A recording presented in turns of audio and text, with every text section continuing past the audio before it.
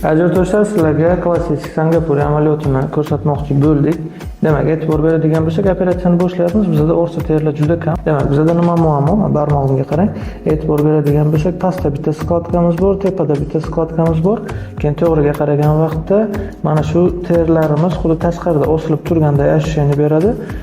Ya'ni ichkariga kirmagan skladkamiz. Singapur amaliyotini qilsak, mana shu o'rta terini olib ochamiz. Ozgina skladkalarimizni shakllantirsak, ko'zlarimiz mana shunaqa chiroyli skladka bo'lib ochiladi.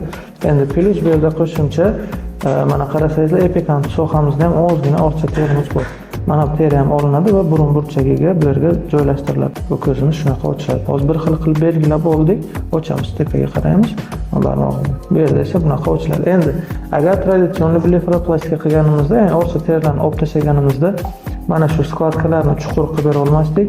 Plus bu yerdagi bitta qo'shimcha skladkamiz qolib ketardi. Biz xohlagan rezultatni bermasdi. Kutilgan natijani kuzatishda davom etinglar, amaga rahmat. Ajdodlar, bir tomon ishimizni tugatdik. Mana ko'rishlaringiz mumkin. Mana shu orcha terilar to'liq olindi.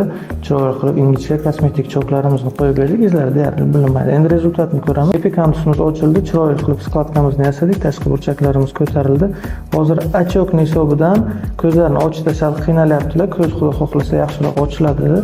Ochingchi bir. Yana ozgina kattaroq ochiladi. Qoshimizni o'g'ri mana ko'rganda chiroyli arka-obrazli chizig'imiz shakllanadi. Bu bizda birlamchi rezultatimiz.